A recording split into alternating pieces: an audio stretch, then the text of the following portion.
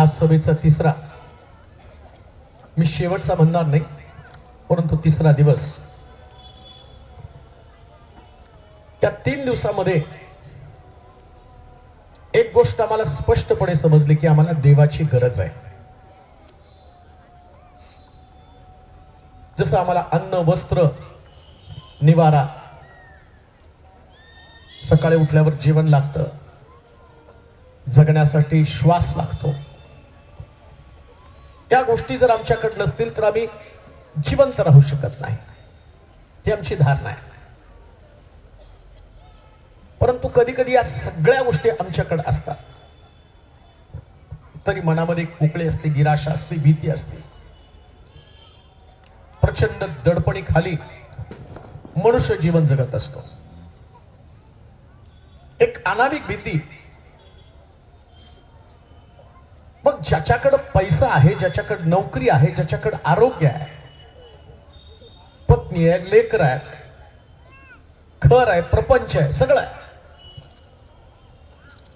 तरी सुद्धा एक अनामिक भीती. अनामिक म्हणजे अदृश्य, एक अदृश्य भीती आहे. पण ती भीती मात्र त्याच्यातनं कधी जात नसते. आणि मला माहिती की अशीच एक भीती घेऊन तुम्ही या ठिकाणामध्ये आलेला आहात. जर तुमच्याकडे भीती नसतीच ना, तर यातले 90% लोक इथं आलेच नसते. काही लोक देवावरती प्रेम करणारे, परंतु 90% लोक या ग्राउंड वरती जे बसलेले आहेत, असे लोक मात्र भीतीमध्ये जीवन जगत आहे.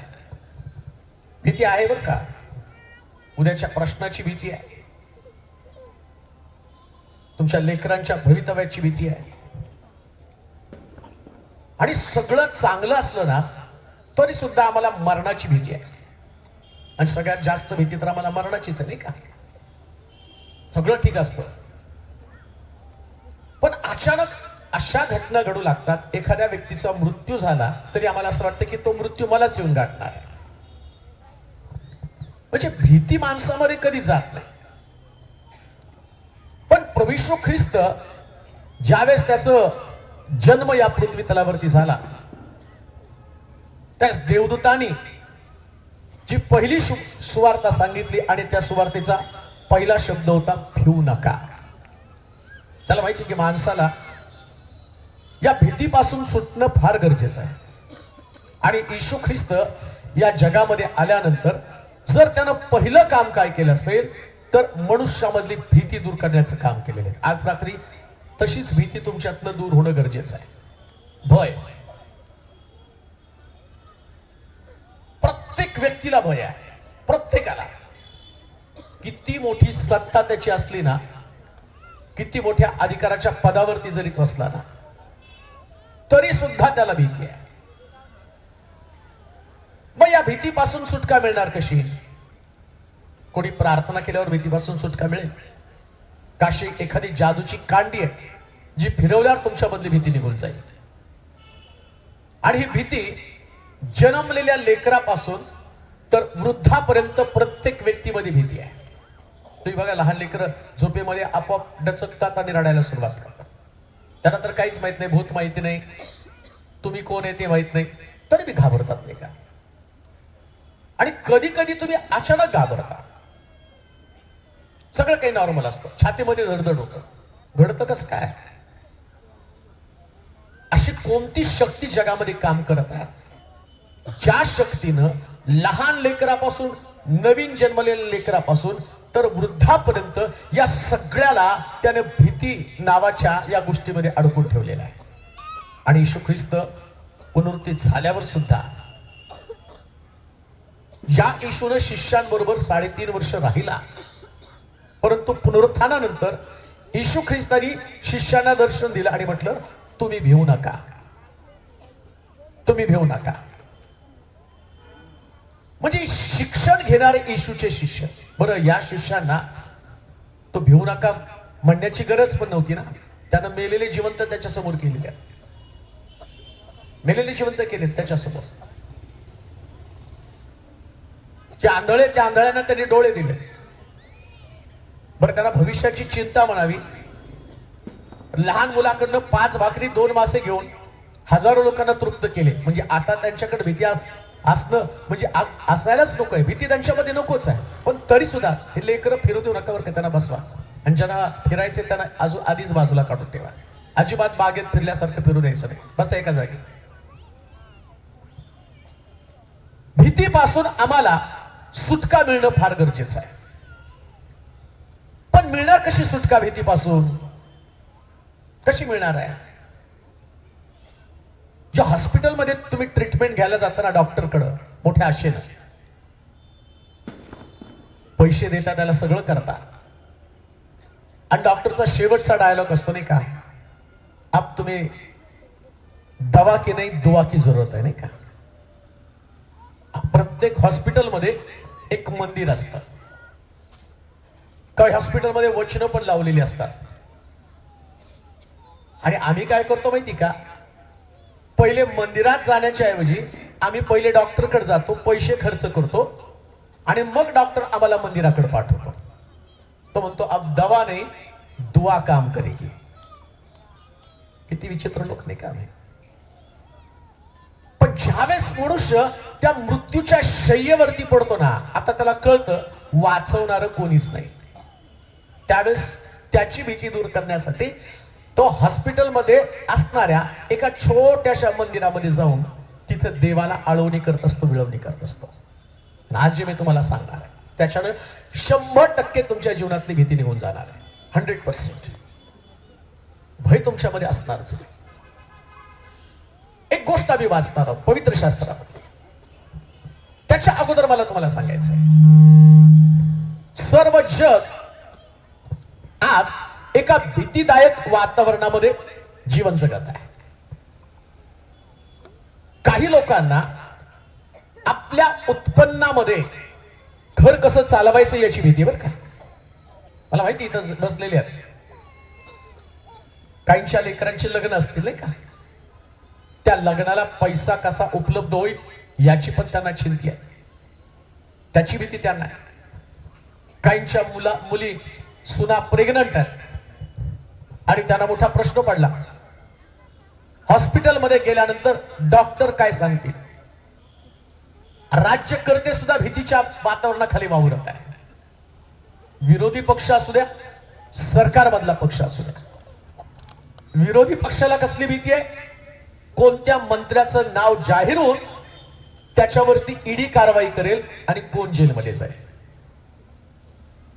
राज्यकर्ते जे राज्य करत आहे त्यांच्या मनामध्ये सुद्धा भीती आहे. त्यांची भीती काय, लोकांचं मत काय, येणाऱ्या निवडणुकीमध्ये लोक मला मत देतील का, भीती सगळ्यांकडे आहे. महागाईची भीती आहे, कुटुंबात असणाऱ्या समस्येची भीती आहे, जिवंत असणाऱ्या माणसाला मरणाची भीती आहे, आणि मेलेल्या माणसाला मरताना सुद्धा एक भीती आहे. कोणती भीती माहिती का, मेल्यावर मी जाणार कुठं. किती भीती आहे. जिवंत आहे त्याला मरण्याची भीती, आणि मरत असलेल्या माणसाला कुठली भीती आहे, मी स्वर्गात जाणार का नरकात जाणार. बरं, आता माणूस मेला पण जिवंत माणसाला भीती आहे, आमचा माणूस नेमका कुठे आहे. ते विचारतातच पाळका, पाळक साहेब माझा नवरा कुठे आहे. कोणत्याच पाळकाकडे दुर्बीण नाही की स्वर्गात आहे का नरकात आहे, त्या व्यक्तीला पाहण्याची दुर्बीण जगातल्या कोणत्याच पाळकामध्ये नाही, कोणाकडेच नाही. पण भीतीपासून तर आम्हाला सुटका मिळाली पाहिजे ना. आणि भीतीपासून ज्या दिवशी सुटका मिळेल ना, त्याच दिवशी तुमच्या जीवनामध्ये खरा आनंद निर्माण होणार आहे. खरा आनंद बरं का. आताची भीती टेम्पररी निघून जाते. कोणीतरी प्रार्थना केल्यावरती मग सांगितलं जातं काळजी करू नका, ही गोष्ट घ्या तुमच्या घरामध्ये ठेवा, मग तुम्हाला काही होणार नाही. बघितलं की सकाळी टीव्हीवरती एक ऍड असते नाही का, मला नोकरी लागत नव्हती, मग मी ते 3,000चा खडा घेतला, माझ्या हातामध्ये घातला, मग मी रोज रडायचो, मग असं झालं, मग तसं झालं, आणि खडा घातल्याबरोबर मी गेलो आणि मग मला नोकरी लागली, आणि मग सगळे भित्री 3,000चा खडा घालतात आणि एकालाही नोकरी लागत नाही. पण भीतीमुळे तो घेतला का नाही. आज आम्ही देवाच्या वचनामध्ये काही गोष्टी पाहणार आहोत. सर्व समर्थ देव आम्हाला म्हणतो भिवू नका. पण का? ठेव तुम्हाला सांगतो भिवू नका. जसं मी पाहिलं मगाशी मी तुम्हाला सांगितलं, येशूच्या जन्माच्या वेळेस सर्व जगाला सांगितलं भिवू नका. पुनरुत्थान झाल्यानंतर त्यानं शिष्यांना सांगितलं भिवू नका. आणि आज या ग्राउंड वरती जमलेल्या प्रत्येक व्यक्तीला मी सांगत आहे भिवू नका. पण का भिवू नका? का भ्यायचं नाही? आणि भीती असल्यामुळे तुम्ही इथं आला, पण आज देवाचं वचन सांगत आहे तुम्हाला भिवू नका.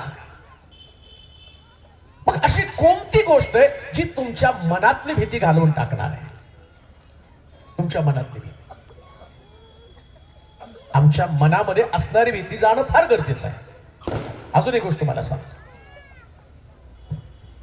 जर भीतीपासून तुम्हाला सुटका मिळाली पाहिजे ना, तर देवाच्या अभिवचनावर तुम्हाला विश्वास ठेवता आला पाहिजे. देवाच्या अभिवचनावर. देवाचे प्रिय लोक, तुमचा परिवार, तुमची लेकरं, तुमची नोकरी, तुमचं शरीर, हे सगळं काही भीतीच्या आच्छादनाखाली. सगळ्यांमध्ये भीती आहे, सगळ्यांमध्ये भीती आहे. परवा एका ठिकाणामध्ये फार मोठ्या व्यक्तीच्या घरामध्ये मी प्रार्थनेला गेलो होतो आणि त्यांनी सांगितलं की अशा मुलीला मी दूध पण पाजत नाही. का? तर मला भीती वाटते त्या दुधामध्ये काहीतरी भेसळ असेल आणि माझी मुलगी ते दूध पिऊन तिला काहीतरी व्याधी विकार होईल. आणि त्यांच्या घराच्या बाहेर तर मोठा पोलीस बंदोबस्त होता, पण त्यांना पण भीती वाटली ना. आम्ही जास्त त्यांच्या घरी त्यांना भेटायला गेलो, त्यांनी प्रार्थनेला बोलवलं होतं. घरी गेलो, दारामध्ये पोलीस, हत्यारबंद पोलीस थांबले होते. आम्हाला बघितल्या त्यांनी त्यांच्या बंदुका काढल्या आणि एवढा मोठा बंदोबस्त होता, पण आतमध्ये लोक मात्र भीतीच्या वातावरणामध्ये होते. ज्यांना संरक्षण त्या ठिकाणात दिलं जात आहे ते पण भीतीमध्ये वावरत. देवाच्या वचनाकडे जाऊया. उत्पत्तीच्या पुस्तकामध्ये 26वा अध्याय आणि त्याचं 24 वचन. उत्पत्ती 26वा अध्याय 24 वचन. त्याच रात्री परमेश्वराने त्याला दर्शन देऊन म्हटले, परमेश्वराने त्याला दर्शन देऊन म्हटलं, तुझा बाप अब्राम याचा मी देव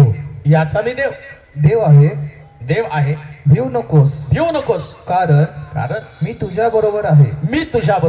मी आपला सेवक अब्राम याच्यासाठी तुला आशीर्वादित करीन व तुझी संतती बहुगुणित करीन. पहिलंच कारण तुम्हाला सांगतो, भिवू नका. पहिलं कारण, आज रात्री तुम्हाला भीतीपासून सुटका मिळायची, आज रात्री भीतीपासून तुमचं बचाव होण्यासाठी प्रभू पहिलं अभिवचन तुम्हाला देत आहे. कोणतं अभिवचन आहे? जसा जीवन प्रवासामध्ये मी अब्रामाबरोबर होतो तसाच मी तुझ्या बरोबर आहे. ऐका, हे बायबल तुम्ही जे वाचता ना, ज्या बायबलचं तुम्ही मनन आणि चिंतन करता, ज्या बायबलवरती तुमची श्रद्धा आहे, आणि मला माहिती की बरेच लोक एवढं बायबलवरती त्यांची श्रद्धा आहे, रात्री उशाला घेऊन सुद्धा बायबल झोपतात. का झोपतात माहिती का? त्यांना असं वाटतं रात्री सैतान आला ना, ते बायबल उशाला बघून पळून जाईल. अहो, अख्खं बायबल घेऊन सैतान डोंगरावरती येशू समोर उभा राहिला आणि त्यांनी वचनं काढून येशूला दाखवली.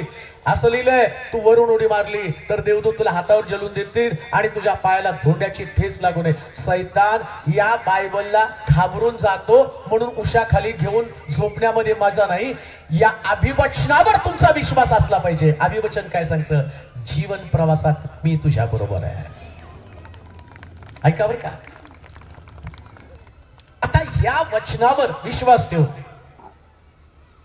जे वचन तुमच्याकडे आलं तो म्हणतो, जसा अब्रामाबरोबर मी होतो तसा मी तुझ्या बरोबर असणार आहे. मग या प्रवासामध्ये अब्रामाबरोबर देव असताना, नीट आहे का, हा अब्राम ज्या देशामध्ये तो राहत होता, देवाने त्याला हाक मारली आणि त्याला म्हटलं, चल या ठिकाणात तू राहू नको, आपला देश, आपले गणगोत, आपले नातेवाईक सगळं काही सोडून दे. आणि अब्राम निघाला. अब्राम जिथं आला त्या राजानं अब्रामाची पत्नी पाहिली. का भ्यायचं नाही मी ते तुम्हाला सांगत आहे. सारा इतकी दिसायला सुंदर होती ना, मग सारेला पाहिल्यावर राजाचं मन तिच्यावरती जडलं. अब्रामाला काय वाटलं, सारेला जर मी माझी बायको सांगितलं तर या ठिकाणचे लोक माझ्या सुंदर बायकोमुळं माझा घात करतील, मला मारून टाकतील. मग राजाने विचारलं ही कोण आहे, तर तो म्हटला माझी बहीण आहे. आणि बहीण आहे म्हटल्यावर राजानं त्या पत्नीला काढून घेतलं, आपल्याकडे ठेवलं. आता देव म्हणतो भिवू नको, मी तुझ्या बरोबर आहे. अब्रामाला म्हणतो भिवू नको, मी तुझ्या बरोबर आहे. आम्हाला पण तो सांगतो तुमच्या जीवन प्रवासामध्ये मी तुमच्या बरोबर आहे. आता अब्रामाची तर पत्नी गेली की हो, राजानं त्याची पत्नी काढून घेतली, एवढी सुंदर पत्नी काढून घेतली. एवढी सुंदर पत्नी गेल्यावर तरी देव म्हणतो भिवू नकोस, मी तुझ्या बरोबर आहे. जर पत्नी राहिली अब्राम मरेल, पत्नी गेली तरी अब्राम मरणार आहे. सुंदर पत्नी गेली म्हणजे त्याचं जीवन किती भयानक परिस्थितीमध्ये अडकलेलं आहे. आणि अशा परिस्थितीमध्ये अब्रामाची पत्नी सारा अब्रामाला परत मिळवून द्यायची. आता परत मिळवून द्यायची तर काम देवालाच करावं लागणार आहे. देवानं स्वप्नामध्ये जाऊन राजामध्ये भीती निर्माण केली आणि राजाला सांगितलं लक्षात ठेव ती माझ्या सेवकाची पत्नी आहे आणि ती तुला द्यावी लागेल. हे ऐकल्याबरोबर राजा स्वप्नामध्ये घाबरला आणि घाबरल्याबरोबर काय झालं माहिती का, त्याने अब्रामाला बोलवलं आणि म्हटलं काय रे, ती तुझी पत्नी असताना तू बहीण म्हणून सांगितली का? शास्त्र सांगतं अब्रामाची गमावलेली पत्नी देवानं त्याला परत दिली. आज रात्री देव तुम्हाला भिवू नका का म्हणतो, तुमचं गमावलेली प्रत्येक गोष्ट प्रभू तुम्हाला देणार आहे तुमच्या प्रवासामध्ये. ज्या गोष्टी तुम्ही गमावलेल्या घाबरू नका बरं का, काहीतरी तुम्ही गमावलेलं आहे. आणि काही गमावलं याचं दुःख घेऊन या ठिकाणात तुम्ही आलेला आहात. काहीतरी गमावलेलं आहे, कदाचित नोकरी गमावली असेल, नवरा घर सोडून निघून गेलेला असेल, काम करणाऱ्या व्यक्तीनं इमानदारीने काम केलं आणि त्याची नोकरी जाण्याची भीती त्याच्याकडे असेल, गेली पण असेल. मग आता त्याला पर्याय काय, सुसाईड करायचं? बऱ्याच लोकांमध्ये ती भावना असते. भीती निर्माण झाल्याबरोबर आज सकाळी तुम्ही बायबल स्टडीला असता तर तुम्हाला कळलं असतं की सैतान कशा पद्धतीने मनुष्याला प्रेशर आणतो ते आत्मे आणि त्या माणसाला मरणाकडे घेऊन जात असतो, तो आम्हाला मृत्यूकडे घेऊन जातो. एकदा तुमच्यामध्ये भीती निर्माण झाली ना, मग तुमच्या समोर पर्याय काय, मरून जायचं. दुसरा पर्याय काय, मनुष्याला भीतीपासून सुटण्याचा दुसरा पर्याय काय, व्यसनामध्ये अडकून पडायचं. दारू पिणारा माणूस उगाच दारू पित नाही, घरात चहानी लवकर पिणार नाही, गोड चहा, पण दारू पितो. कसं काय एवढं कडू पितो? कारण काही काळ त्याला त्या भीतीपासून सुटका मिळते, काही काळ त्याला त्या भीतीपासून सुटका मिळते, म्हणून तो व्यसनाचा आधार घेतो. अहो मरण एवढं कठीण असतं, हाताला चटका बसला तरी वेदना होतात, मग कोणी आपल्या अंगावर रॉकेल वतून पेटून घेतं. हे कुठलं त्यांचं लॉजिक आहे? अशी कोणती प्रेरणा असते, कोणती शक्ती असते की ती माणसाला, त्या स्त्रीला किंवा त्या पुरुषाला मरणाकडे घेऊन जात असते? बोट कापलं ना तरी कितीतरी वेदना होतात, पण रेल्वेच्या ट्रॅक खाली जाऊन शरीराचे तुकडे करून घेणारे लोक पण आहेत. सगळं चालू आहे जगामध्ये. मग एवढं कसलं दडपण, एवढी कसली प्रचंड भीती की ज्या भीतीमुळं मनुष्य मृत्यूकडे चाललेला आहे. त्याचं कारण एकच आहे, ज्या गोष्टी गमावल्या त्या गोष्टी परत मिळण्याची आशा नाही, म्हणून भीती निघून जावी किंवा भीतीला सामोरं जाऊ नये यासाठी मनुष्य मरण पत्करत आहे, मरून जात आहे. पण आज प्रभू आम्हाला काय सांगतो, भिवू नका. जीवन प्रवासामध्ये कोणी व्यक्ती तुमच्या संगती नसला तरी चालेल, पण देव तुमच्या संगती असणार आहे, देव तुमच्या संगती असणार आहे. आणि एक गोष्ट तुम्हाला सांगू का, संगती असणारे लोक तुमच्या गरजा भागू शकणार नाही आणि गेलेली वस्तू तुम्हाला देऊ शकणार नाही. एक गोष्ट सांगू का तुम्हाला, पवित्र शास्त्र लागते. देवाचे भय बाळगणारा इयोब स्वर्गामध्ये गेला आणि देवानं त्याच्या चेहऱ्याकडे पाहिलं आणि म्हटलं काय तुझा चेहरा उतरलेला आहे. कुणाचा चेहरा उतरला? सैतानाचा. बरं का, कुणाचा चेहरा उतरला? कोणाचा? बोला जोरात. नक्की 100%? मग तुमचा कसा कधीतरी उतरतो? चेहरा कोणाचा उतरला, मग तुमचा कसा काय उतरतो? कुणाचा चेहरा उतरायला पाहिजे? तुमचा उतरायला पाहिजे का? मग का उतरतो? जी गोष्ट मी तुम्हाला सांगतो याचं कारण तो भीती निर्माण करणारा आत्मा तुमच्यामध्ये येतो, तो तुम्हाला डिस्टर्ब करत असतो. तो सांगतो तुला मिळणार नाही, तुला नोकरी मिळणार नाही, तुला लेकरं होणार नाहीत, तुझ्या पोटामध्ये असणारं लेकरू ते वाचणारच नाही, टिकणारच नाही, तुझ्या नवऱ्याची दारू सुटणारच नाही, तुझ्या मुलाची दारू सुटणारच नाही, बदलणारच नाही, सासू बदलणारच नाही, सासूला सांगतात सून बदलणारच नाही, विभक्त झालेलं कुटुंब एकत्र येणारच नाही, सगळं नकारात्मक. आणि एवढं नकारात्मक वातावरण घरामध्ये तयार होत असतं की या नकारात्मक वातावरणाला मी फेसच करू शकत नाही. फेल्युअर, सगळीकडे फेल्युअर आहे, अपयश आहे, एक प्रकारची निराशा, डिप्रेशन, प्रचंड डिप्रेशन. मला तुम्ही सांगा, कोण असल्या भीतीदायक वातावरणामध्ये जगण्याची इच्छा प्रगट करेल? कोणाला वाटेल जगावं? कोणालाच नाही वाटणार, कोणालाच नाही वाटणार. सगळ्याला वाटतं मरावं, काय त्याचा उपयोग आहे जगून सुद्धा. मग याचं कारण काय? तुम्ही जीवन प्रवासामध्ये नेहमी लोकांकडे पाहता, हे माझ्या बरोबर आहेत का, नवरा बरोबर आहे का, लेकरं बरोबर आहेत का. आणि कित्येक वेळा अशा कहाण्या घडल्या जातात, ज्यांच्यावर तुमची भिस्त आहे ना तेच तुमची संगत सोडून निघून जातात. असं लिहिले पवित्र शास्त्रामध्ये. अब्रामाला देव म्हटलं चल, आपला बाप, आपली आई, गणगोत, नातेवाईक सगळे सोड. अब्रामाने सगळं सोडलं, तेराला कुठं सोडायला तयार आहे? बापाला घेऊन निघाला सांगितलं. लोट पण त्याच्या बरोबर निघाला आणि 13 आजारी पडला. आणि 13 आजारी पडल्यावर जवळजवळ मला वाटतं 30 वर्ष अब्राम तिथंच बसला. इकडं देवानं बघितलं, अब्राम तसा उठणार नाही, त्यानं 13च मारून टाकला. बाप मेला आणि अब्राम निघाला प्रवासाला. जीवन प्रवासामध्ये तुमच्या सोबत असणारे लोक हे तुमची मदत कधीच करू शकणार नाही. 100% मी तुम्हाला सांगतो, कोणीच मदत करणार नाही. ना नवरा, ना बायको, ना लेकर, ना आई, ना बाप, ना मित्र, ना नोकरी, ना शरीर, कोणीच मदत करणार नाही. किती पण धडधाकट शरीर असू द्या, किती पण धडधाकट शरीर असू, किती मोठा फिल्म स्टार असू द्या. म्हणजे सगळ्यात जास्त आत्महत्या फिल्म स्टारनं केल्या. किती प्रसिद्धी असते, किती नाव असतं.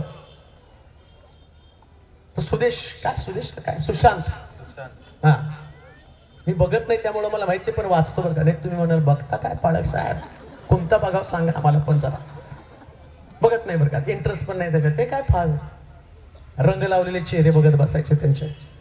असतात वकटे नकटे, पण दाखवताना फार सुंदर दाखवतात. जरा बिना मेकअपचं त्यांना बघा. आणि त्याच्यासाठी आपण पैसे कशाला खर्च करायचे? ते कधी त्या भानगडीत पडत पण नाही. तो मेला सुशांत. गर्लफ्रेंड होती, पिक्चर मिळत होते, सगळं काही. मग कसं काय मेला हो? का त्याला आत्महत्या करूशी वाटली? कधी विचार केला का तुम्ही जीवनामध्ये? पैसा आहे, प्रसिद्धी आहे, प्रतिष्ठा आहे, मोठे मोठे प्रोजेक्ट हातामध्ये, काम आहे त्याच्या हातामध्ये, दिमतीला कामगार आहे, बँकेमध्ये पैसा आहे, चांगल्या चांगल्या लोकांमध्ये बसणं उठणं आहे, रात्रंदिवस त्यांच्या बरोबर फोटो काढणारे लोक आहे, कोट्यावधी रुपयाचे उत्पन्न आहे. मग तरी निराशा का आली त्याच्यामध्ये? कारण त्याला माहिती आहे, जे माझ्या सोबत आहेत ना ते मला कधी समाधानी करू शकत नाही. पण देवाचं वचन काय सांगतं? भिवू नको, जीवन प्रवासात मी तुझ्या बरोबर आहे. हे सॅटिस्फॅक्शन आहे, समाधान. काय समाधान माहिती का? जे तुमच्या बरोबर असतात ना ते तुमच्या भावना कधी समजून शकणार नाही, कधीच नाही समजणार. लहानपणी लेकरू रडताना त्याची आई त्याला चिवचा घास, काऊचा घास, हा मामाचा, मावशीचा, आत्याचा म्हणती बर का, का तर त्यांनी खावं, त्याचं रडणं थांबावं म्हणता तुम्ही सगळेजण. मला पण माझ्या आईने म्हणूनच मोठं केलेलं आहे. आणि तर कोण पण नाही असं की ज्याच्या आईने चिवचा, काऊचा घास, ते चिमणी कावळ्याची गोष्ट माहिती नसणारे एक पण लेकरू नाही. आता जे म्हातारे झाले त्यांनाही माहिती, आता जे तरुण आहेत, लहान आहेत, त्यांना पण चिमणीची कावळ्याची गोष्ट माहिती. ती गोष्ट सांगून सांगून ढास भरवलेला आहे. बघा बरं का, ते लेकरू खात नाही म्हणून आईने त्याला भरवलेलं असतं. आता आई वृद्ध होती, ती खात नाही, त्यास तोच मुलगा काय म्हणतो, म्हातारी नाटक करते. आणि तू लहान असताना ती काय म्हटली, हा घास चिवचा, हा घास काऊचा, नाही का? ती किती लाडाने भरवत असते. आणि तो मुलगा, ती आई वृद्ध झाली आणि ती त्या दिवशी खात नाही, त्यास तो प्रयत्न करत नाही तिने खावं. तो काय म्हणतो, म्हातारी नाटक करत आहे. त्या आईच्या डोळ्यातले अश्रू तो कधी जाणणार नाही, त्या आईनं त्याला कधी रडू दिलं नाही. पण तो मुलगा इतकं तुच्छतेनं ते शब्द बोलत असतो. अहो, जीवन प्रवासात ज्यांच्यावरती तुमची भिस्त आहे ते तुम्हाला रडवणार आहेत, पण जो तुमचे अश्रू पुसणारा देव आहे तो म्हणतो, भिवू नको, मी तुझ्या बरोबर आहे. तो तुमच्या बरोबर. म्हणून जीवन प्रवासामध्ये जर भीती निघून जायला पाहिजे ना, तर नेहमी म्हटलं पाहिजे, कोणी माझ्या सोबत नसलं तरी चालेल, पण माझा देव माझ्या सोबत आहे. अशा प्रवासामध्ये देव माझ्या सोबत आहे. आणि एक गोष्ट ध्यानात ठेवा, या प्रवासामध्ये, जीवन प्रवासामध्ये तुम्ही चालत असताना सगळीकडनं तुम्हाला निराशा येणार आहे. सगळीकडनं, बरं का, सगळीकडनं. जिथं तुम्हाला आशा वाटते, जिथं तुमचा भरोसा असतो. मगाशी एक डायलॉग, शायरी करताना त्यांनी एक डायलॉग मारला, माझं हृदय कुठं तुटलंच नाही कारण मी कुणाला दिलंच नाही, पण येशूला देऊन टाकलं. त्या शायरीचं असंच काहीतरी तथ्य होतं. मन तुटण्याचा, दिल तुटण्याचा काही प्रश्न आलाच नाही का, कारण मन कुठं लावलंच नाही. जिथं लावलं त्या येशूकडं, त्यानं माझं मन कधी तुटूच दिलं नाही. हे सगळं एवढं तत्व माहित असताना इकडं तिकडं तुमचं मन गुंतू देऊ नका. तुमचं मन फक्त देवामध्ये गुंतू द्या. प्रिय आज्ञा, फक्त देवामध्ये गुंतू. जिथं तुमच्यामध्ये कमतरता आहे, भिवू नका. या शब्दाचा अर्थ प्रभू तो भिवू नको का, जीवन प्रवासामध्ये मी तुझ्या संगती आहे. एक मुलगा 15 वर्षाचा झाला, आतापर्यंत आपल्या परिवारासंगती प्रवास करत होता. एक दिवशी घरातल्या लोकांना तो म्हटला, मी कुठपर्यंत तुमच्या बरोबर फिरणार, तुम्ही माझ्या संगती बसायचं, मी बसमध्ये बसायचं, मला माझं स्वातंत्र्य नाही का, मी आता मोठा झालेला आहे.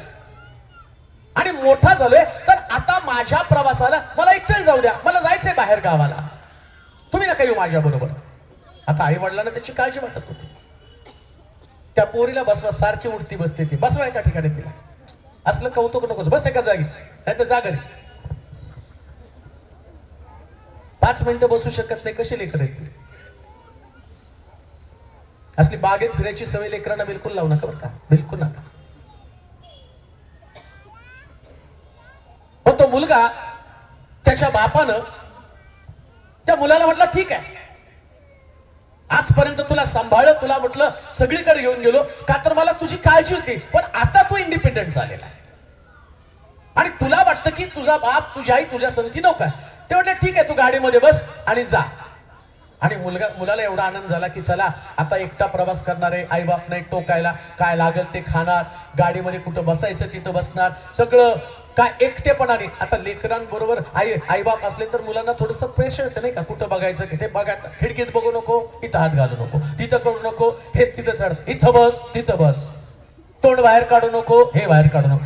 मग आता मोठं झाल्यावर त्यांना वाटतं नाही, कुठवर तोंड बाहेर करू नका, हात घात घे, इथं घे, तिथं घे. मग त्यांना असं वाटलं आता नाही, मी कुठं पण तोंड बाहेर करेन, कुठेही काय काढेल. आणि इतका टेन्शन फ्री गाडीमध्ये चढला.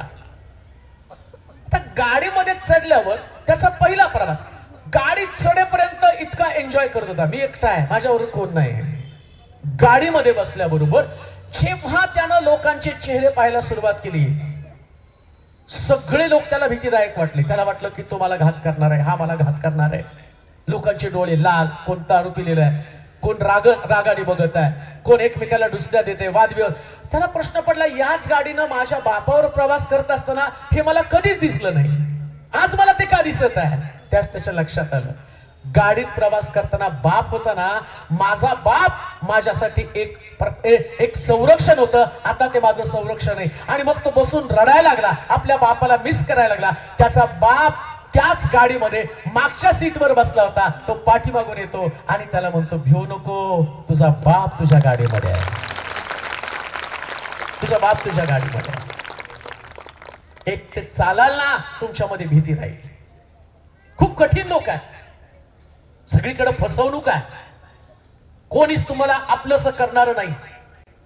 तरुण मुलींनो, ज्याच्यावर तुमची भिजते, तुम्हाला वाटतं जे माझ्या बरोबर असावेत ते तुमच्या बरोबर असावेत, ही अपेक्षा करू नका. लालसेने भरलेले ते तरुण आहेत, देहाची वासना पूर्ण करून तुम्हाला टाकून देतील. त्यांच्यावर भिजते ठेवू नका, त्यांच्यासाठी मरू नका. ज्यांना तुम्हाला वाटतं यांच्यासाठी मला जगायचं, ते तुमच्या जगण्याचा स्रोत नाही, तुमच्यासाठी भीती असणार आहे. तुम्हाला वापरतील, तुम्हाला टाकून देतील, तुमच्या जीवनाचा अंत करतील ते लोक. ऐका, 15 वर्षाची मुलगी, आई वडिलांनी तिला मोबाईल घेऊन दिला नाही म्हणून घराच्या बाहेर पडले. सोलापूर मधली घटना. संतापली, घराच्या बाहेर पडली, एसटी स्टँड वरती जाऊन बसली. सुंदर पोरगी. तिचा मित्र आला, त्याने विचारलं काय झालं. ते म्हटले माझ्या घरातले लोक माझ्यावरती प्रेम करत नाही. असं का, चल माझ्या गाडीवरती बस. गाडीवरती बसवलं, घेऊन गेला एका फ्लॅट मध्ये. रोज 5 मित्र तिच्यावरती बलात्कार करत होते. 5 मित्र 15 वर्षाच्या मुलीवरती. तिला कळालं मी सगळं गमावून बसले. प्रेम करणारे आई वडील होते तोपर्यंत मला सुरक्षा होती, आता ती भीतीनं थरथर कापत आहे. संपूर्ण त्यांची वासना संपल्यावर त्या मुलीला पकडलं आणि तिच्या दारामध्ये आणून टाकून दिलं. त्या रडत रडत घरामध्ये गेली आणि तिला कळालं. आई वडिलांना तिने सांगितलं, मोबाईलसाठी घर सोडलं, परंतु 5 मुलं रोज माझ्यावरती बलात्कार करत होते. 1 महिना तिच्यावरती बलात्कार करून तिचं सगळं जीवन उद्ध्वस्त करून टाकलं. इतकं भयानक जग आहे. प्रश्न तोच आहे, कुठं पाहतात, कोणत्या गोष्टीला तुम्ही म्हणता की ही व्यक्ती, हे ठिकाण, ही गोष्ट माझ्या जीवनामध्ये मला आवश्यक आहे. जीवनामध्ये आवश्यक असणारी गोष्ट कोणती? प्रवासामध्ये फक्त देव आमच्या संगती असावा, बस. फक्त देव. जर देव तुमच्या संगती असेल ना, तर प्रत्येक पावलाला तुमचं रक्षण करणार आहे. प्रत्येक पावलाला, बरं का, प्रत्येक पावलाला. म्हणून स्तोत्रकर्ता दावीद काय म्हणतो माहिती का? मृत्यू छायेच्या दरीतून जात असलो तरी मी अरिष्टास भिणार नाही. का? कारण तो माझ्या बरोबर आहे. तो माझ्या बरोबर आहे. देव आमच्या बरोबर असावं, लक्षात ठेवा. तरुणांनो, तरुणींनो, देवाचे प्रिय लोक हो, वचन सांगणं हे माझा प्रोफेशन नाही. ऐका, बायबल कॉलेजमध्ये जाऊन मी पाळक बनलो नाही, बरं का. म्हणजे त्याचं मला भूषण यशातला भाग नाही. मी पाळक का बनलो मी तुम्हाला सांगत आहे.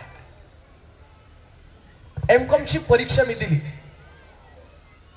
कॉलेजमध्ये आम्ही स्कॉलर मित्र होतो आणि मला असं वाटलं होतं की आमच्या सगळ्या मित्रांची टीम, आम्ही सगळे एकत्र आलो आणि आम्ही ठरवलं की ICW ची परीक्षा द्यायची. सगळ्यात टॉपची परीक्षा होती. पोस्ट ग्रॅज्युएशन नंतर आम्हाला ते असं आलं की आपण ती परीक्षा द्यावी.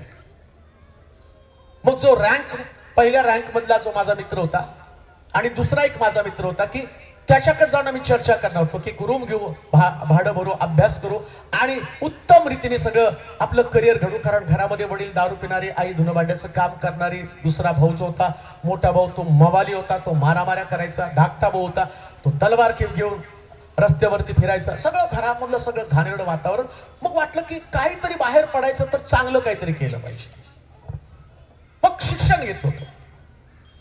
ठरवलं की नाही, आता आपण मोठ्या पगाराची नोकरी. त्यास आम्हाला सांगितलं गेलं की ICW ची परीक्षा खूप महत्वाची आहे, ती तुम्ही करा. आणि मग सर आम्हाला सांगायचे ते करणं किती गरजेचं आहे. मग माझा मित्र आणि मी आमच्या एका मित्राला भेटलेला सायकलवरती 2 जण चाललो होतो बॉम्बे पुणे रोडला, औंधच्या रस्त्याने. मी प्रॉपर पुण्याचा आहे, त्या औंधच्या रस्त्याने आम्ही निघालो. मग मित्राला भेटलो, सगळं ठरलं आमचं, कुठं रूम घ्यायची, भाडं किती, अभ्यास कसा करायचा. आणि मग यायला लागलो आणि त्यास नुकताच बरोबर पाऊस पडायला लागला होता आणि छोटासा रोड होता तो बॉम्बे पुण्याचा रस्ता. मला वाटतं एक 20 फुटाचा रस्ता असायचा. मग तिकडून एक जीप गाडी आली तर मी बाजूला सरकलो आणि माझा मित्र जो होता तो मित्र माझ्या माग होता. गप्पा मारत मारत आम्ही सायकलवर, माझी सायकल पुढे, त्याची सायकल माग. आणि म्हटलं आवाज काय ना, मी गप्पा मारतोय, हा उत्तर का द्या. अतिशय पहिल्या रँक मधला मुलगा. आणि मी मागवळून बघतो तर माझा मित्र दिसेना. मी म्हटलं गेला कुठं. पुढे जाऊन पाहतो तर तो पडलाय. जी जीप गाडी माझ्या बाजूने गेली त्या जीप गाडीने त्याला धडक दिली आणि तो खाली पडला. खाली पडल्यावरती तो झटके देत होता, त्याची कवटी फुटली, त्याच्यातनं मेंदू दिसायला लागला, रक्त वाहत आहे आणि तो झटके द्यायला लागला.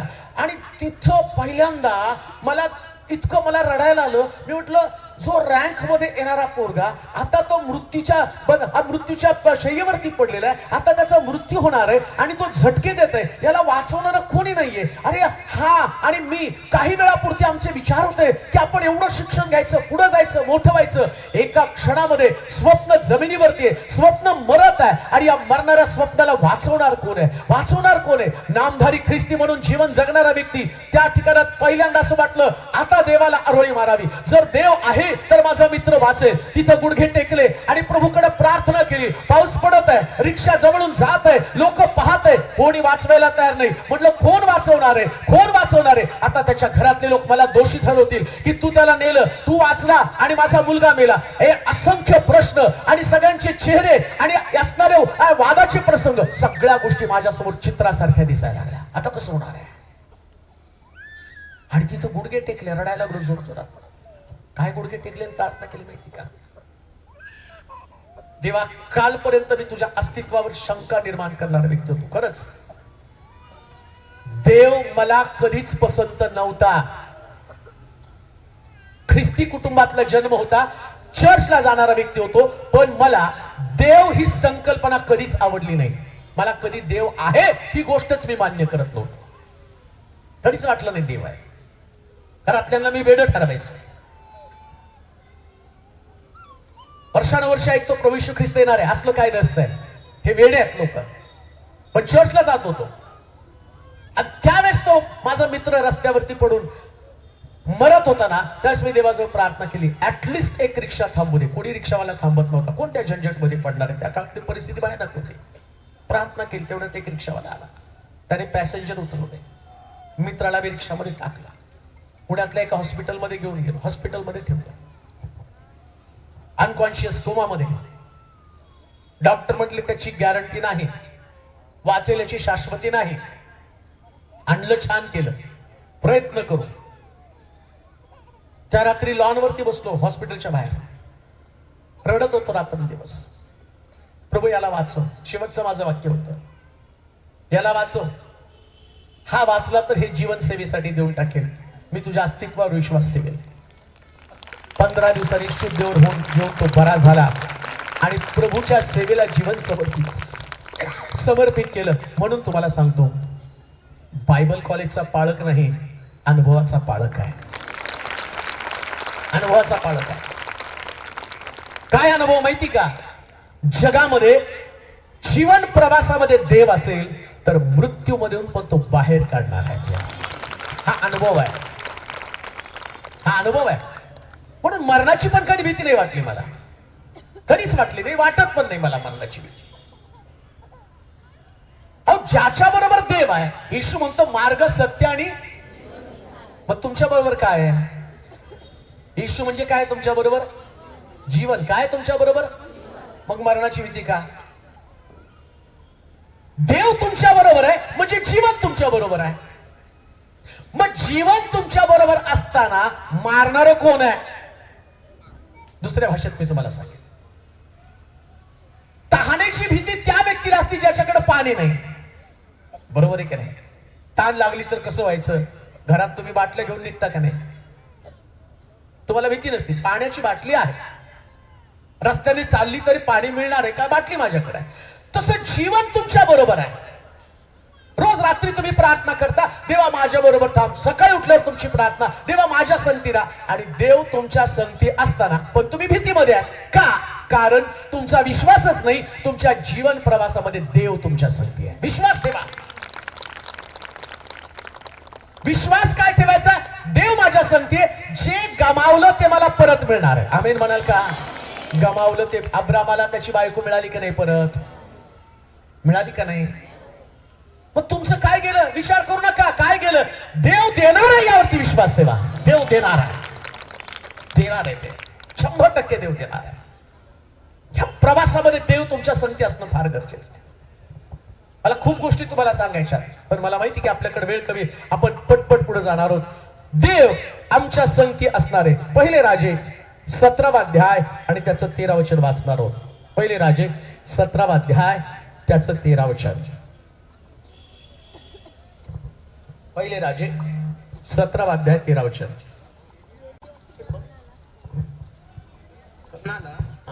भिवू नकोस, तू जा तुझा आणि म्हणतेस त्याप्रमाणे कर. पण त्यापूर्वी माझ्यासाठी एक लहानशी भाकर भाजून आण. माझ्यासाठी एक लहानशी भाकर भाजून आण. नंतर आपल्यासाठी व आपल्या मुलासाठी भाज. आपल्या मुलासाठी भाज.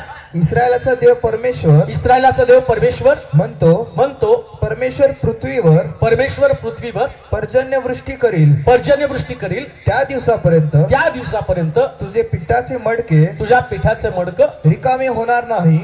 आता का भ्यायचं नाही ते तुम्हाला सांगू. माझ्याकडे लक्ष द्या बरं का. आता कुठंच बघू नका. आज औरंगाबादच्या लोकांमधली सगळी भीती मला काढून टाकायची. सगळी भीती बरं का. आणि जाणार बरं का. आणि तुमचे सगळ्यांचे नंबर नसेल तर शाहरुखला भेटून माझा नंबर घ्या आणि मला कॉल करून सांगा. आमची सगळी भीती निघून गेलेली बरं का. 100% जाणार. पहिला मुद्दा त्याने सांगितला, येऊ नको, मी तुझ्या बरोबर आहे. आणि मी तुझ्या बरोबर आहे म्हणजे नेमकं काय? मी तुझ्या बरोबर आहे तर प्रवासामध्ये जे काही हरवलं, प्रवासात चोर असतात का नाही हो? आणि रेल्वे आता नाही, पूर्वी रेल्वेमध्ये बरोबर फोटो लावायचे आणि लिहायचे, खिसे कापू पासून सावधान. तुम्ही पण प्रवासामध्ये आहात आणि शास्त्रात काय लिहितं? चोर येतो चोरी घात. चोरी करायसाठी येणार का नाही? मग तुम्ही प्रवासात निघाला आणि शैतान चोर म्हणून तुमच्या बरोबर निघाला. तो चोरणार आणि येशू परत मिळवून देणार.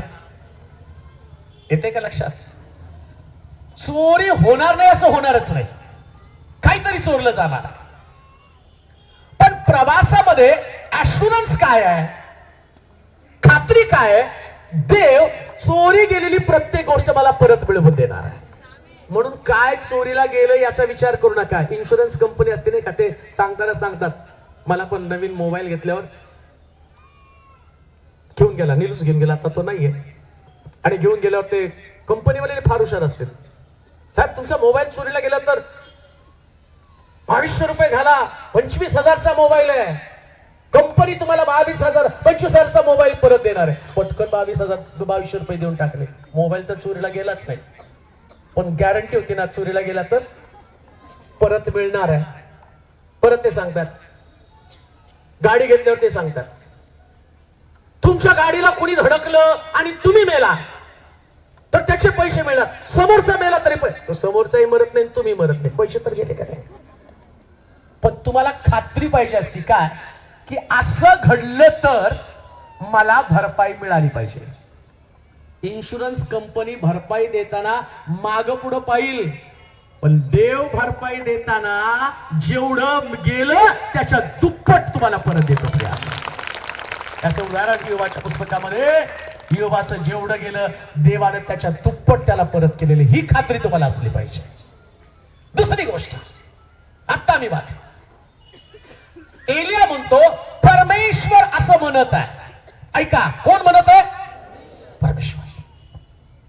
त्या स्त्रीच्या घरामध्ये गेला आणि वाचत तेव्हा वचन वाच बरं परत. पहिले राजे 17वा अध्याय 13 वचन. एलिया तिला म्हणाला, भिवू नको, तुझा आणि म्हणते त्याप्रमाणे कर. पण त्यापूर्वी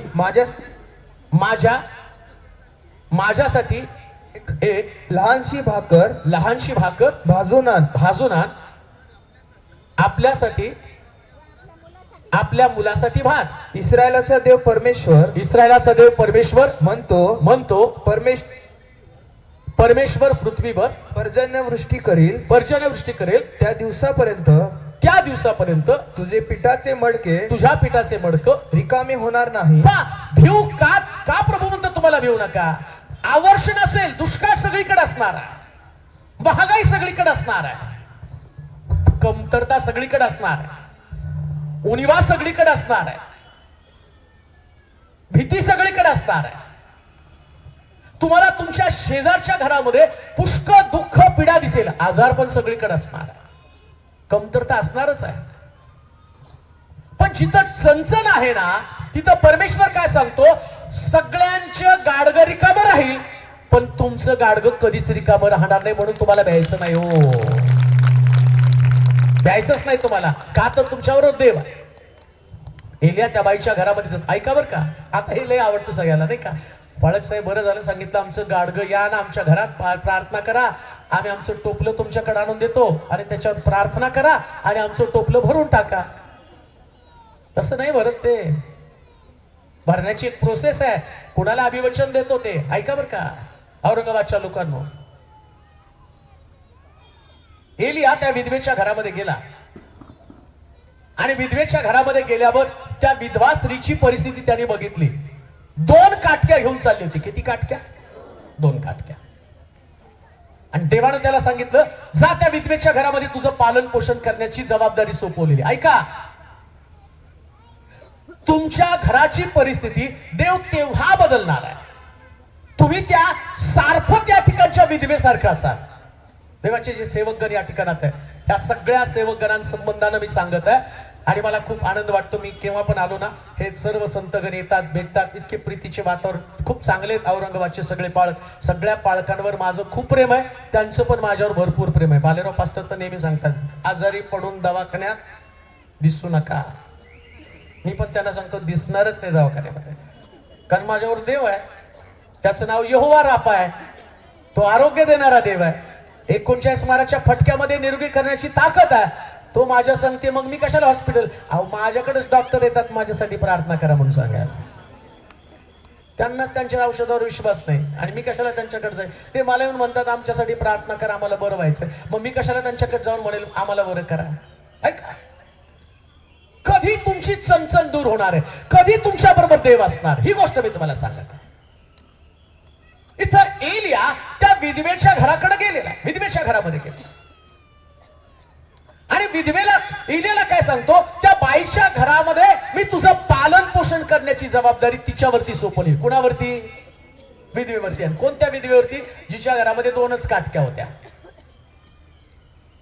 मी असतो तर देवाला म्हणलं असताना, देवा एक श्रीमंत घर पाठव ना, मोठा बंगला, मोठा फ्लॅट, लक्झरी सगळं असलं पाहिजे.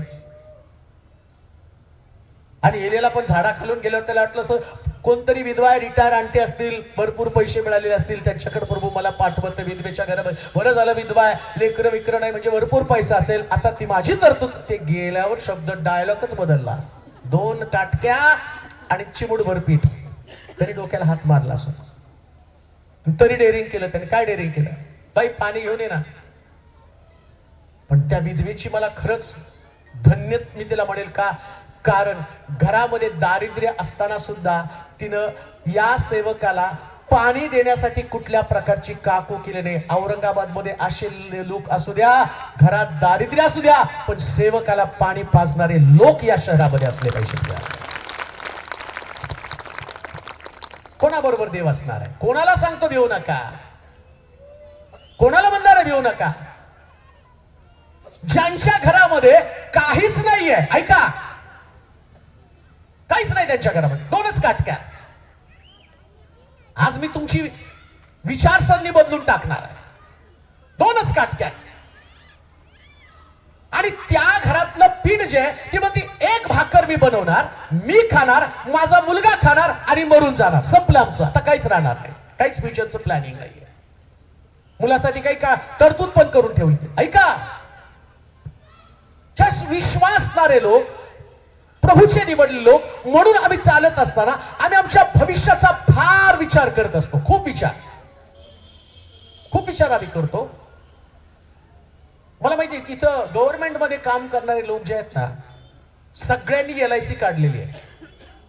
आणि ती LIC जी आहे ना, 1 वर्षाची नाही, 20 वर्षाची आहे की नाही? 20 वर्षाची आहे. एवढी तुम्हाला खात्री आहे ना, 20 वर्षांनी LIC तशीच राहणार आहे. पळून पैसे घेऊन गेल्यावर काय करणार? बोंबलत बसणार आहे. आणि आम्ही बघितलं की आमच्या गव्हर्नमेंटने ते सगळे LIC चे पैसे पण दुसरीकडेच गुंतवून ठेवले होते तिथं. पण तुम्हाला एवढी गॅरंटी नाही सरकार देईल सरकार आम्हाला भविष्याची एवढी चिंता आहे. पण मी कोणाबरोबर देव असणार आहे कोणाला तो म्हणतो घेऊ नका. याचा अर्थ मी असं म्हणत नाही तुम्ही LIC पैसे गुंतवू नका. मी काही दुसरा एजंट नाही तिकडं काढा आणि माझ्यामध्ये गुंतवा ते नाही सांग. मी सांगतो जो भाव तो तुमच्या लक्षात ठेवा. काय करणार गेल्या तिथं गेला शेवटची भाकर. तुम्ही फार लांबचा विचार करून तुमच्या मनामध्ये भीती उत्पन्न होते. माणसाला घाबरण्याचं कारण फार लांबचा विचार. इतक्या लांबचा तुम्ही विचार करता आणि तुमच्या विचारामध्ये काय असतं नाही मला नाही तर माझ्या मुलाला. बरं तुम्ही त्या मुलासाठी एवढी तजवीज करून ठेवली ना. लहानपणी जसा मुलगा असतो तसा मोठा नसतो. लहानपणी तुम्ही त्याला दुधाची बाटली तोंडात दिली पण मोठ्यापणी तो दारूची बाटली घेऊन फिरत आहे. आणि आता तुमच्या पैशाचा उपयोग काय झाला पोट मारून मारून त्याच्यामध्ये तुम्ही दिलेला आहे. तुमच्या बरोबर देव नसतो मग कोणाबरोबर देव असतो. कोणाला सांगतो तो भिवू नका. ऐका बरं का ही गोष्ट तुम्हाला सांगत आहे. इकडं एलिया गेला आणि म्हटलं बाई पाणी घेऊन ये. आणि पाणी घेऊन यायला गेल्यावर तो येता येता कोरभर भाकर घेऊन ये. तिने मागवून पाणी मागतो तोपर्यंत ठीक आहे. आता मुलाची भाकर पण मागायला लागला का. तिने पण वरचढ होती औरंगाबादची सुद्धी बहुतेक. आणि ती काय म्हटली माहिती का महाराज घरामध्ये एकच भाकर आहे. मी खाणार मुलगा खाणार आणि मरणार. आता त्यांच्याकडे मरणाचं बघ आहे. एलिया काय म्हणतो माहिती का भिवू नको घाबरू नको तसं होणार नाही. पहिल्यांदा भाकर मला भाज मी खातो मग तुझ्या मुलाला भाज मग तुला भाज तू पण खा तुझा मुलगा पण खा पण पहिले मला खाऊ दे. ऐका विश्वास ठेवून जीवन जगत असतात. सुंदर गौरवी जीवन जे आदामाला प्रभूनं दिलं होतं. उठल्यावरती सुंदर वातावरण कुठल्याच गोष्टीची कमतरता नाही. पण ही कमतरता निघून जाण्याचं कारण काय. का बागेतनं हाकलून दिलं. एकच कारण आहे. सगळ्या झाडाचं फळ का मधल्या झाडाचं फळ बाकीचं का. मग याला खाऊ नको म्हणल्यावर ते का खायची इच्छा झाली. बाकीची फळं खा ना हे नको खाऊ. जे देवाचं ते तुम्ही खायला सुरुवात करता. देवानं सांगितलं खाऊ नको म्हणजे खाऊ नको बस. एलिया पण काय सांगतो ती भाकर तू खाऊ नको मुलगा खाणार नाही तू मला खायला दे.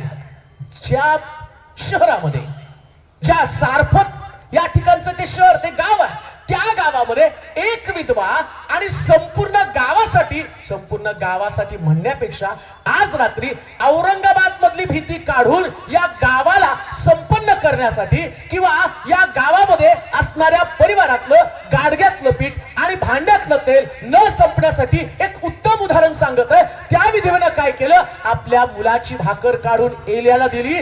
ज्या गावामध्ये ज्या शहरामध्ये देवाचे सेवक वाचवण्यासाठी त्या सारफत या ठिकाणच्या सारख्या विधवा असतात त्या शहरातले सेवक वाचतात. ते शहर देव सांगतो भिवू नका तुमच्या गाडग्यातलं पीठ कधी संपणार नाही. ज्या सेवक वाचतील ते लक्षात ठेवा आपोआप तुमचा परिवार तुमचं कुटुंब वाचणार आहे. प्रभू त्यांना सांगतो भिवू नका. प्रभू सांगतो भिवू नका. मला माहिती तुम्ही बऱ्याच वेळा तुमच्या घराला वाचवण्यासाठी सेवकाकडनं प्रार्थना करायला सांगितले. किती लोक या शहरामध्ये ज्या शहरातल्या लोकांना असं वाटतं माझा मुलगा गेला तरी चालेल पण देवाचा सेवक वाचला पाहिजे. आमेन म्हणाल का. देवाचा सेवक वाचला पाहिजे. लक्षात ठेवा एलिया वाचला. शेवटची भाकर खाऊन मुलगा पण मरणार होता बाई पण मरणार होती. पण एलिया वाचल्यावर ना बाईला मरू दिलं ना मुलाला मरू दिलं. ज्या शहरामध्ये ज्या गावामध्ये प्रचारक संतगण देवाचे सेवक यांची काळजी घेतली जाते. नीट ऐका औरंगाबादच्या लोकांना नीट ऐका. जे सेवक या ठिकाणात बसलेले आहेत जे प्रभूची सेवा करत आहेत तुम्हाला तुमच्या भीतीपासून सुटका मिळाली पाहिजे. तुमच्या समोर मोठे प्रश्न आहेत. तुमची लेकरं वाचली पाहिजे, तुमचा परिवार वाचला पाहिजे, तुम्ही वाचला पाहिजे. पण वाचवणारा एक मध्यस्थ पाहिजे ना, जो देवासमोर पालथा पडेल. कुशी स्त्रीशी लग्न केल्यावर मिरियम आणि आरोन मोशेच्या समोर तोंड उडून बोलू लागले, काय आता देव तुझ्याशीच बोलतो का, आमच्याशी बोलत नाही का? त्या प्रभू मोशेच्या बाजूने उभं राहिला आणि तो मोशे संबंधानं त्या मिरियम आणि आरोनाला सांगतात. मोशे म्हटला, चला आपण दर्शन मंडपात जाऊन आपला न्याय करू. त्याने वाद हुज्जत घालत बसला नाही, तो दर्शन मंडपाकडे घेऊन गेला. आणि दर्शन मंडपाकडे गेल्यावर परमेश्वर मोशे संबंधानं काय बोलतो माहिती का? हा माझा पहिला सेवक आहे, याच्याशी मी तोंडोतोंड बोलत असतो. भूतलावरील सगळ्या लोकांपेक्षा हा माझा नम्र सेवक आहे, नम्र सेवक आहे. आणि तिथं असं घडलं, या मिरियमने आणि अहरोनानं मोशेच्या विरोधामध्ये बडबड केल्या कारणानं शास्त्र सांगतं तिथंच देवानं तिच्या शरीरावरती कोड उमटवलं. मी ते कोडा संबंधानं बोलत नाही, पण जेव्हा कोड उमटलं ना, त्यास मोशे देवासमोर पालथा पडतो आणि म्हणतो, देवा तिच्या अंगावरचं कोड काढून टाक. हे सेवक असतात जे तुमच्यासाठी रदबदली करतात, देवासमोर पालथं पडतात का, तर तुमच्यावरचा देवाचा क्रोध निघून जाऊन तुम्ही भीतीमुक्त जीवन जगावं. भीतीयुक्त नव्हे तर भीतीमुक्त जीवन जगावं. आणि ही भीती तुम्हाला घालवण्यासाठी तुम्ही तुमची भाकर सेवकाला द्या. आमेन म्हणाल का? जोरात आमेन म्हणाल का? भाकर द्या. उपाशी जाऊ देऊ नका. तो उपाशी कधी राहू देऊ नका, कधीच उपाशी राहू देऊ नका. मी ज्या चर्च बांधत होतो ना, जाता जाता साक्ष सांगेल, फार वेळ कमी आपल्याला. मला आठवतं की चर्चचं प्लास्टर शेवटचं शिल्लक होतं, पहिलं चर्च बांधत त्यास. खूप तणाव माझ्यामध्ये आला, सगळं झालं, प्लास्टर पाहिलं आणि देणाऱ्या लोकांचे पैसे संपले. किती देणारे देवतो? आणि मी प्रचंड दडपणाखाली होतो, काय करावं नेमकं. माझ्याकडे पैसे नाही हे मी कुणाला सांगत पण नव्हतो, कारण मी असा सेवक आतापर्यंत अशी सेवा केली, प्रत्येक गोष्टीवरती मी देवावरती अवलंबून राहिलो, अजून पण राहतो. विचारा माझ्याकडे असणारे प्रत्येक गोष्टीमध्ये मी देवावर अवलंबून राहतो. देवानीच मला पुरवठा केला पाहिजे. कधी कोणा माणसाकडे गेलो नाही, हात पसरला नाही तुम्ही मला द्या, कधीच नाही पसरला आणि पसरणार पण नाही. मरेपर्यंत हे माझं तत्व आहे, देवानंच मला द्यायला पाहिजे. आणि मी त्या दिवशी देवाकडे रडलो आणि म्हटलं, देवा एवढं मोठं सगळं केलंय, हात पसरण्याची वेळ येऊ देऊ नकोस, काहीतरी कर तू. मग त्यावेळेस मंडळीमध्ये एक परिवार होता, मिल बंद पडलेली होती. मंडळीमध्ये एक केल्डरचं काम करणारी व्यक्ती, ज्यांच्या घरात मी राहिलो, सोलापूरमध्ये आल्यावर मला राहण्यासाठी घर नव्हतं, मी त्यांच्या घरामध्ये राहिलो, वाढलो. त्या परिवारामध्ये मी असताना त्यांना सगळं माहिती होतं की याच्याकडे काय नाही काय नाही. माझे काकाच होते ते, त्यांना सगळं माहिती होतं आणि त्यांना फार धडपड होती, काहीतरी व्हायला पाहिजे, मास्टरला टेन्शन मध्ये नाही मला बघायचं. आणि तेवढ्यामध्ये त्यांच्या मिलचा निकाल लागला आणि त्यांना काहीतरी 80,000 रुपये काहीतरी मिळाले आणि प्लास्टरला मला खर्च येणार. मग त्यांनी त्यांची लेकरं बोलवली. मुलगी एका हॉस्पिटलमध्ये कामाला होती, तिला 1,500 रुपये पगार होता. पोरगा कुठेतरी कामाला जात होता, त्याला 1,000 रुपये पगार होता.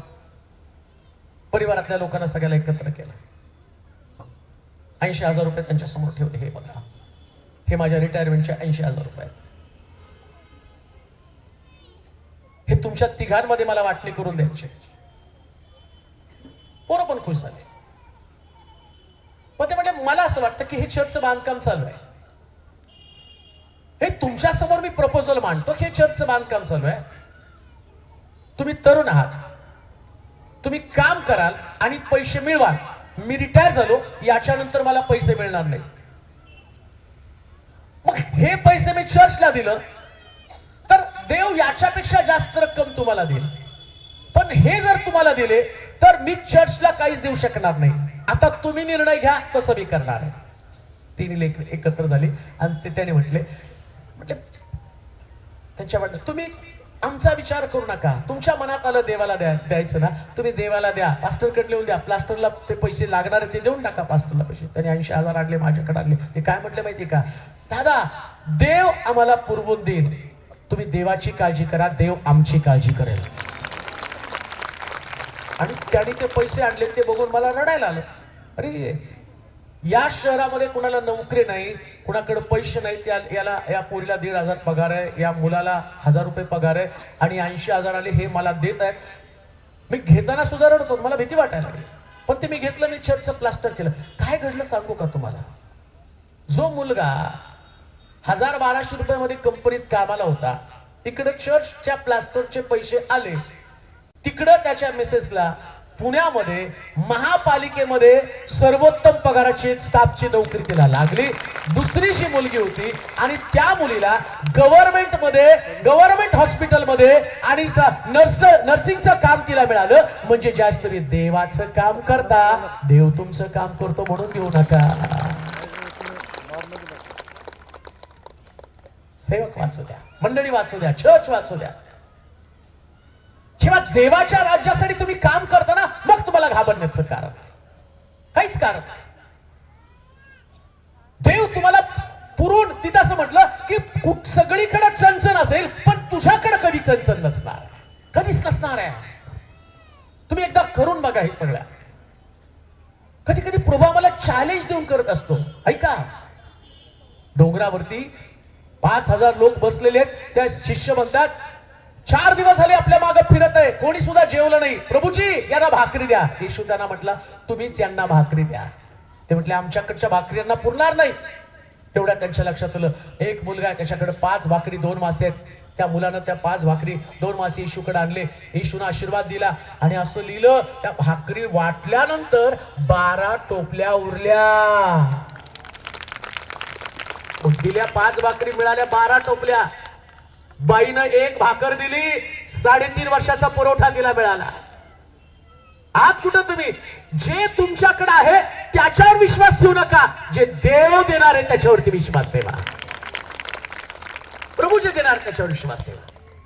आणि देवाचं देणं जे आहे ना, ते त्याच्या संबंधाने म्हटलं, तो आकाश कपाट उघडून देतो. कसं देतो? आकाश कपाट कळतं का तुम्हाला? तुम्ही तर तुमच्या कपाटामध्ये लपून लपून ठेवता नाही का? नाही, काहीच नाही आमच्याकडं. आणि औरंगाबादच्या तर बहिणी एवढ्या हुशार आहेत ना, ते तांदळाच्या डब्यात पैसे ठेवते. मला माहिती बरं का, काही काही लोक पिठाच्या डब्यात ठेवते. मग तुम्हाला आकाश कपाटाची कल्पना येणार नाही. पण ज्या देवाच्या कपाटाची कल्पना तुम्हाला येईल ना, त्यास लक्षात ठेवा, आशीर्वाद घेता घेता तुम्ही थकून जाल, इतकी आशीर्वाद प्रभू देणार. स्वीकारा, स्वीकारा, प्रभू तुम्हाला हे देणार आहे. कोण म्हणतो तुम्ही गरीब असता? हा शाळा राय नाही बसला. कोण व्हॉट्सअपला असेल तर त्याच्यावरचा माझा एक फोटो तुम्ही बघा, इतका छोटा होता. त्याची आई, ज्या मंडळीचा मी पालक आहे, शिक्षिका होती. 10 रुपये रोज पगार होता. किती हो? 10 रुपये रोज पगार. तुम्हाला वाटतं का याच्याकडे बघितलं 10 रुपये रोज असेल? आज त्याची 1 कोटीची बिल्डिंग आहे बरं का, सोलापूरमध्ये. 10 रुपये पगार होता. तेव्हा ते विश्वासानं माझ्या बरोबर चालत होते. आणि मी तुम्हाला का सांगतो, अशा मंडळीचा मी पाळक होतो की ज्या मंडळीतल्या लोकांना 300 रुपये, 500 रुपये, 200 रुपये, 1000 रुपये असा पगार होता. पण आज मी अशा मंडळीचा पाळक आहे की ज्या मंडळीचे लोक मला 20-20 हजार दशांश देतात. देव कसा तुम्हाला, म्हणून मी तुम्हाला खात्रीशीर सांगतो, भिवू नका. का भिवू नका म्हणून सांगतो माहिती का? तो पुरवठा आहे तुमचा, रसद आहे. चणचणीच्या काळात, चणचण कळती का? ज्या कोणाकडे काही नसतं तेव्हा तुमच्याकडे सगळं भारी असतं. कोणाकडे काही नसतं आणि सगळे तुम्हाला विचारतात, महागाईनं आम्हाला 2 वेळचं जेवण मिळालं आणि तुम्ही बिर्याण्या खाता. आम्हाला वरण भाताची मारामार आहे. गाडीत कसं पेट्रोल घालावं म्हणून आम्ही सायकल वापरतो. तुम्हाला 4 व्हीलर परवडते, त्याच तुम्ही सांगाल माझा पुरवठा वरून आहे, माझा पुरवठा वरून आहे. एवढे लोक पाहिल्यावर मला आनंद झाला. पण एवढ्या लोकांच्या भविष्यामध्ये एवढ्या गाड्या असल्या पाहिजे की एक मीटिंग आपली स्टेडियम मध्ये व्हायला पाहिजे, का तर गाड्या पार्किंगला जागा नसणार आहे. कारण प्रभू हे करणार आहे. हो, प्रभू हे करणार आहे.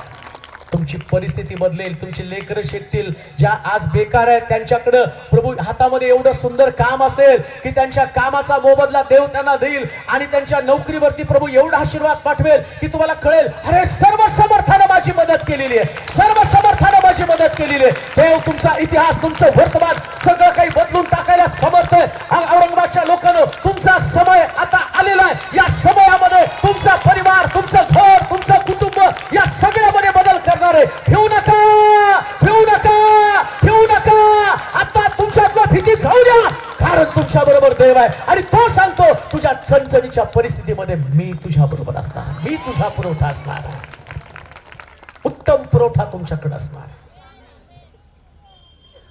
परिस्थितीला शरण जाऊ नका, देवाला शरण जा. असे शब्द कानावरती पडून आपलं अंतःकरण भयभीत आणि अस्वस्थ होऊ देऊ नका. सगळं बदलण्याची ताकद देवामध्ये आहे. उत्पत्तीच्या पुस्तकामध्ये असं म्हटलं, प्रारंभी आकार, पृथ्वी आकार विरहित शून्य होता आणि देव बोलला आकाश हो आणि आकाश घडलं. आज तुमचं घर आकार विरहित आणि शून्य असेल, परंतु आज रात्री देव बोलत आहे, तुमचं घर बनू दे, तुमचं घर बनू दे.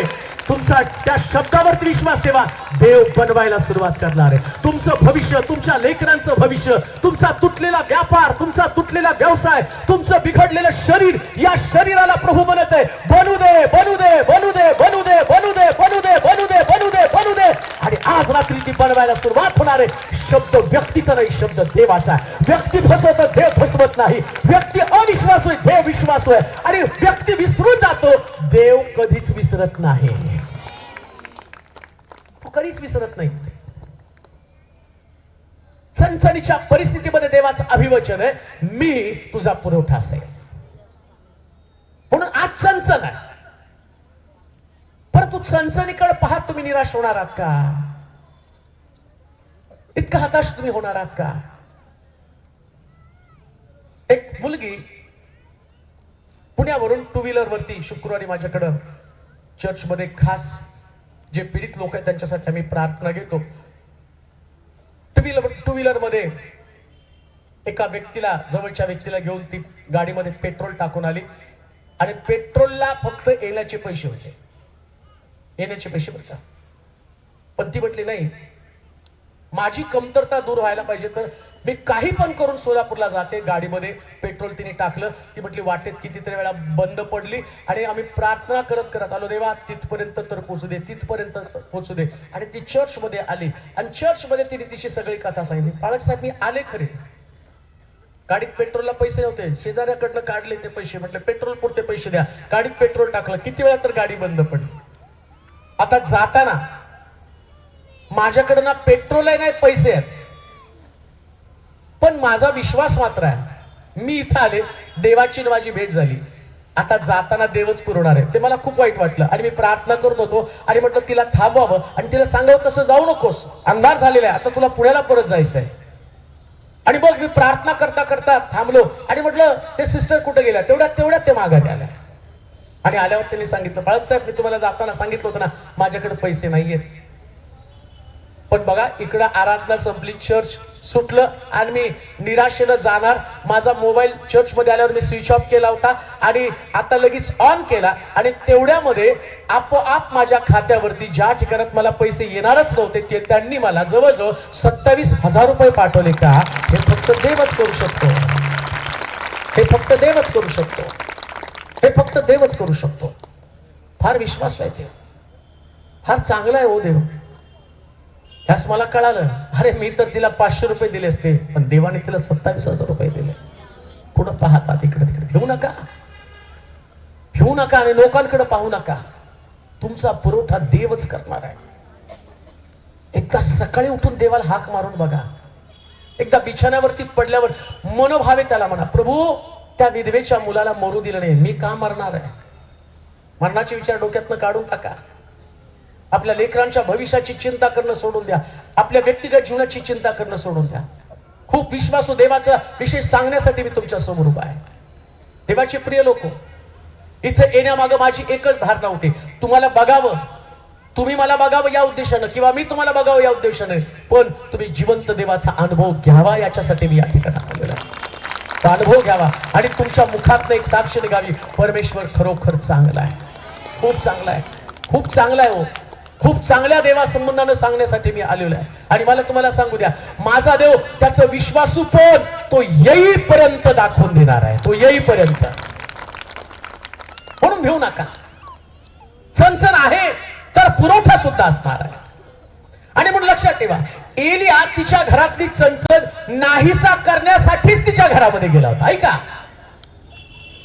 एलिया विधवेच्या घरात यासाठी गेला की तिच्या घरातली शेवटची भाकर संपूच नये. ऐका बरं का, मी काय सांगतो तुम्हाला. मी पण आज रात्री या ग्राउंडवर यासाठी आलो आणि तुम्ही पण या ग्राउंडवर यासाठी आला की तुमची शेवटची भाकर संपले तर तुमच्या शेवटच्या भाकरीला 3.5 वर्षाचा पुरवठा यावा. टाइमपास म्हणून नाही आलो आपण. हो, टाइमपास म्हणून नाही आलो आपण. गप्पा मारत घरी पण बसलो असतो ना. मला पण 2 दिवस घसा ताणून 3 दिवस तुमच्या समोर बोलावं आणि सकाळी रात्री प्रवास करून सकाळी चर्च मध्ये जाऊन पुन्हा प्रीचिंग करावं, हे काय माझं हे त्रास करून घेण्याची मला सवय नाही. की चला मला छंद आहे, जातो आता मी इथून निघतो, रात्रभर प्रवास करतो, सकाळी जातो चर्च मध्ये प्रीचिंग करतो. का तर मी पाळक आहे. पाळक म्हणून मी सांगत नाही, देवाचा निरोप आहे म्हणून मी तुम्हाला सांगत आहे.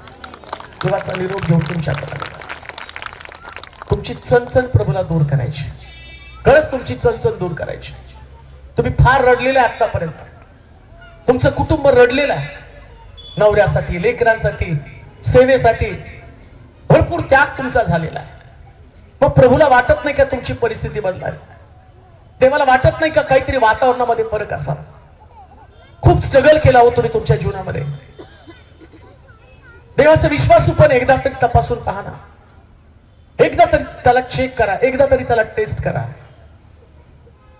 फार मी धन्य समजेल स्वतःला एकदा तुम्ही त्याच्यावर विश्वास ठेवून भीतीपासून बाहेर याल तर. एकदा. किती वर्ष तुम्ही अशीच काढणार आहे चणचणीमध्ये? किती वर्ष तुमची लेकरं त्या मरणाच्या पंथास लागून तुमच्या लेकरांचं भविष्य तुम्ही उद्ध्वस्त करून टाकणार आहात? किती वर्ष तुमचे लेकरं व्यसनामध्ये अडकून पडून, किती वर्ष तुमचा पती, तुमचे घरातले लोक या प्रकारच्या घाणेरड्या वातावरणामध्ये राहून त्यांनी स्वर्ग गमवावा, त्यांनी चणचण अनुभवावे, असे किती वर्ष तुमची चालणार? एलिया त्या बाईच्या घरामध्ये गेला. आजची परिस्थिती वेगळी आहे. आज एलिया म्हणते प्रभू येशू ख्रिस्त स्वतः आमच्यामध्ये आहे, तो आमच्यामध्ये आहे. मग तुमचा विश्वास नाही का? ज्या देवानं विधवेच्या घरातली चणचण दूर केली, तो देव तुमची चणचण दूर करणार नाही का? 100%, 100% तुमची चणचण दूर करणार आहे. मला माहिती की आपण वेळेचं बंधन पाळलं पाहिजे. माझ्या हातामध्ये उशिरा जरी आलं पण मी तुम्हाला देताना चांगलंच दिलेलं आहे, लक्षात ठेवा. जाताना एक गोष्ट 100% तुम्हाला सांगेन, परत मी तुमच्याकडं जर जिवंत राहिलो आणि प्रभू आला नाही, जर मी परत तुमच्याकडे आलो तर 100% विश्वासाच्या साक्ष आपण ऐकणार आहोत. उपदेश कमी, साक्ष ऐकणार. फार साक्ष. आभार मानतो सगळ्या कमिटीचं की ज्यांनी अतिशय कष्ट करून ही सुंदर सभा त्याचं नियोजन केलं. आणि त्यांची पण तळमळ होती देवाचं वचन तुमच्यापर्यंत पोहोचावं. माझी पण तळमळ हीच होती. हो, फार प्रयत्न केला की देवाचं वचन तुमच्याकडे जसं आहे तसं पोचवावं, जसं आहे तुमच्याकडे तसं पोचवावं. आणि ते पोचवता तुमच्या घरातलं वातावरण बदलावं. मला पूर्ण खात्री आहे आज रात्री अनेक लोकांची आर्थिक परिस्थिती देव बदलणार आहे बरं का. चणचण दूर होणार. कित्येक लोकांना मी तुम्हाला बोलायचंय म्हणून, मी कुठला नेता म्हणून मी बोलत नाही, पण ज्याच्याविषयी बोलतो ना त्याच्याविषयी मला खूप खात्री, म्हणून मी तुम्हाला सांगतो की तो देव तुमच्या लेकरांचं भविष्य बदलून टाकणार आहे, 100% बदलणार आहे. तो तुमच्या शरीरामध्ये सुद्धा बदल करणार आहे. आता भीतीमध्ये राहूच नका. तुमच्यामध्ये कुठला व्याधी विकार आहे ना, या विकाराला नष्ट करण्याची ताकद येशूच्या वचनामध्ये आहे. आणि तो म्हटला मी माझं वचन पाठवून माझ्या लोकांना बरं करेल. आज रात्री आरोग्य मिळणार आहे, आज रात्री नोकरी मिळणार आहे, आज रात्री गर्भाशयामध्ये असणारे समस्या दूर करणार आहे, आज रात्री वांसपणाचा शाप काढून टाकणार आहे, आज रात्री शरीरामध्ये असणार स्किनचा डिसीज पण तो काढून टाकणार आहे. विश्वास ठेवा, चणचण दूर होणार आहे, चणचण दूर होणार आहे, तुमच्या हाडांमध्ये मजबूती येणार आहे. कारण ते बोलणारं व्यक्ती नव्हे, डॉक्टर नव्हे, तर देव आहे, सर्वसमर्थ देव या ठिकाणामध्ये, आणि ती गोष्ट तो करणार आहे. आता आपल्या जागेवरती आपण उभं राहूया, सगळेजण आपल्या जागेवरती उभं राहूया, प्रत्येक व्यक्ती आपल्या जागेवरती उभी राहील. आपले डोळे बंद करूया, डोळे आपण बंद करूया. कोणीच कोणाशी जिथं आहात तिथं, मला माहिती की आता पुढे येण्यासाठी तुम्हाला जागा नाही, परंतु एक गोष्ट ध्यानात ठेवा, आज तुमची चणचण दूर होणार आहे. ज्याला वाटतं की माझ्या जीवनातली चणचण दूर व्हावी, मग तुम्हाला नोकरीची गरज असेल तरी हात वर करा, तुम्हाला आरोग्याची गरज असेल तरी हात वर करा, तुम्हाला कर्जातनं सुटण्याची गरज असेल तरी हात वर करा, आणि फक्त देवाशी बोलायला सुरुवात करा. आरोळी मारा बरं का तिथंच, जिथं हात येतं. आज तुमची ऍक्शन रिॲक्शन सगळं प्रभू पाहणार आहे. आज तुमच्या मधली भीती जाणं गरजेचं आहे, तुमची भीती जाऊ द्या. मला माहिती की तुम्ही फार भीतीदायक वातावरणामध्ये जीवन जगता. कोणीतरी बहीण या ठिकाणामध्ये आहे की तिच्या कुटुंबातलं वातावरण इतकं गढूळ आहे, फार गढूळ आहे, सतत भांडणं परिवारामध्ये, अपमानाची परिस्थिती रोज ती सहन करत आहे, आणि कित्येक वेळा तर तिने आत्महत्या करण्याचे विचार डोक्यामध्ये ठेवले होते, आणि कित्येक वेळा तिने तसे प्रयत्न पण केले होते. पण आज प्रभू तिला म्हणते, भिवू नको, मी तुझ्या बरोबर आहे, मी तुझ्या बरोबर आहे, मी तुझ्या बरोबर आहे. काही तरुण या ठिकाणामध्ये फार वेळा त्यांना जीवनामध्ये असा अनुभव आला, ते तुटलेत, जी फसवणूक त्यांची झाली ते कोणाला सांगू पण शकले नाही, आणि त्यांनी लोकांवर विश्वास ठेवण्याचं पण बंद करून टाकलेलं आहे. आणि ते असे आहेत, पण आज रात्री त्यांचा विश्वास देवाविषयीचा मजबूत झालेला आहे. मी फक्त त्या तरुणांविषयी सांगत आहे, मी सगळ्यांविषयी सांगत नाही. पण आज रात्री असे काही तरुणी आहेत, त्यांनी ठरवलं की मी भिणार नाही, मी देवावरती विश्वास ठेवणार आहे. प्रभू त्या तरुणीला सांगते, पहा, आजपासून तुमच्या भविष्याला बदलायला मी सुरुवात करत आहे. आजपासून फक्त आपले हात उंच करा, जे तुम्ही तरुणी आहात, सगळ्यांनी करू नका. ज्यांना गरज आहे, ज्यांना गरज आहे, ज्यांना गरज आहे सुटकेची, ज्यांना गरज आहे आरोग्याची, ज्यांना गरज आहे परिवारामध्ये बदल होण्याची, ज्यांना गरज आहे आपल्या शरीरामध्ये बदल होण्याची, ज्यांना गरज आहे आरोग्याची, आता प्रभूचा हात तुमच्या डोक्यावरती येणार आहे, प्रभूचा हात तुमच्या डोक्यावरती येणार आहे. निराशेच्या गर्तेमध्ये अडकलेले तरुणी, निराशेच्या गर्तेमध्ये अडकलेले लोक, आता प्रभू त्यांना सुटका देणार आहे. आरोळी मारा, आरोळी मारा, देवाशी बोला, आवाज येऊ द्या तुमचा देवापर्यंत, देवापर्यंत. कोणाकडे पाहू नका, फक्त तुमचा एक आवाज सगळं वातावरण बदलून टाकणार आहे, तुमचा आवाज वातावरण बदलून टाकणार आहे. हो प्रभू, दया कर, दया कर, दया कर तुझ्या लोकांवरती. स्वर्ग उघड माझ्या देवा, स्वर्ग उघड माझ्या. तुमच्यासाठी स्वर्ग उघडला जात आहे, तुमच्यासाठी स्वर्ग उघडला जात आहे. देवानं आपले दूत पाठवायला सुरुवात केलेली आहे. या ग्राउंड वरती पवित्र आत्मा आता अग्निशाद्वारे फिरायला त्याने सुरुवात केलेली आहे. मी पाहत आहे, मी पाहत आहे पवित्र आत्म्याला काम करताना. काही लोकांच्या आणि सांध्याला स्पर्श करताना मी पाहत आहे, त्यांच्या सांध्याला स्पर्श करताना पाहत आहे, काही लोकांच्या डोक्याला स्पर्श करताना पाहत आहे. चक्कर येण्याचा त्रास त्यांचा दूर होत आहे. कित्येक लोकांच्या कातडीचा आजार, ज्याला ॲलर्जिक अशा प्रकारचा कातडीचा आजार आहे, पवित्र आत्मा मला दाखवत आहे, प्रभू त्याला बरं करत आहे, बरं करत आहे, बरं करत आहे. अनेकांची बंधनं तुटली जात आहे. काही लोक जे मरणाचा विचार करून या ठिकाणामध्ये आलेले आहेत, परंतु आता ते मरणार नाही, आता प्रभू त्याला जीवन देत आहे. बोला प्रभूशी, बोला, बोला, जिथं आहात. तुमचा आवाज, तुम्हाला वाटतं का देवानं तुमच्याविषयी बोलावं, तुमच्याविषयी बोलावं असं वाटतं, तर तुमचा आवाज देवापर्यंत पोहोचू द्या. तुमच्या जीवनाच्या समस्या सुटाव्यात, देवानं तुम्हाला स्पर्श करावा. अशी एक व्यक्ती आहे, ती व्यक्ती या ठिकाणामध्ये आहे, पण तिचा नवरा घरामध्ये आणि बेडवरती पडलेला आहे. अशी एक व्यक्ती आहे की त्याची आई आणि आपल्या घरामध्ये बेडवरती पडलेली आहे, आणि प्रभू आता शब्द पाठवत आहे, शब्द पाठवत आहे, शब्दाची ताकद, शब्दातलं आरोग्य. ओ रबा शाखा नामा सेरी शाखा. गप्प राहू नका, गप्प राहू नका, असंच जाताल. चणचण दूर व्हायला पाहिजे, कुटुंबातली परिस्थिती दूर व्हायला पाहिजे, शरीरातली परिस्थिती बदलायला पाहिजे. पहिल्यासारखं नाही, पहिल्यापेक्षा छान, पहिल्यापेक्षा सुंदर, चवदार द्राक्षरस भीतीपासून सुटका असणारं जीवन, बदललेलं परिवर्तित जीवन, 100% परिवर्तित जीवन. बिझनेस मधलं फेल्युअर तो अनुभवलेला आहे, आता बिझनेस मधलं सक्सेस अनुभव. प्रभू तुझ्या संबंधाने बोलत आहे, प्रभू तुझ्या संबंधाने बोलत आहे. आता तू या ग्राउंडवर प्रार्थना करत आहे आणि पहा, तुझ्या बिझनेस मधला लाभ तू पाहणार आहे, तुझ्या व्यवसायातला लाभ तू पाहणार आहे. आणि जो अजून एक व्यक्ती या ठिकाणामध्ये एक नवीन बिझनेस स्टार्ट करायचा त्याचा विचार, प्रभू त्याला सांगत आहे, घेऊ नको, सुरू कर.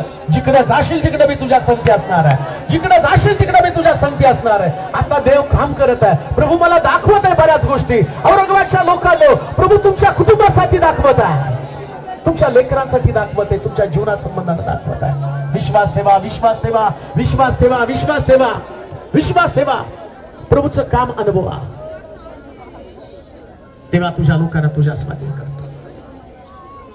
आजची रात्र मी तुझ्या स्वाधीन करत आहे. ज्या ठिकाणामध्ये तुम्हाला शरीरामध्ये त्रास आहे तिथे तुम्ही तुमचा हात ठेवा, विश्वास ठेवा. तुम्हाला पुढे येण्याची गरज नाही, तुम्हाला आरोग्याची गरज आहे. शरीराचा जो भाग दुखत आहे त्या ठिकाणामध्ये हात ठेवा.